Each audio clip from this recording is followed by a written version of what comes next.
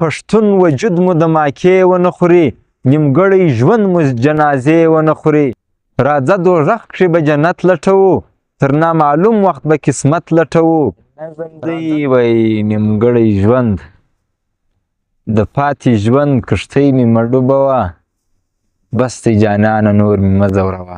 ته څه له زما امید په غشو وهې، تر څو به زما وجود په درد کښې وینې. پر هر یم پېژل سوی یمه، د یاد توپان یوازې کړی یمه. د سترو لمبو تیرو چړو خو نه یم، د ژوند ملګری یم د مړو خو نه یم. ازغن بارونه پر ملا څنګه واخلم، ستړي مزل کښې به ساعت څنګه واخلم. زندان مې کړه خو بیا مې مه ژړوه، بس دی جانانه نور مې مه ځوروه.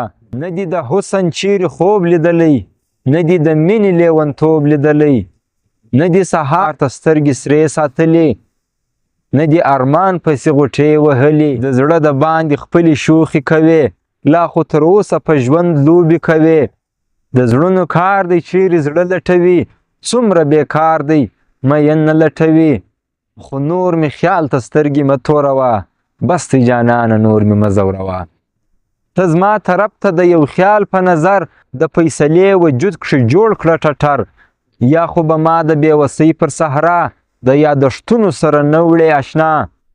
نور به له ما څخه خوب نه تښتوې، ما به امید څلي ته نه ژړوې.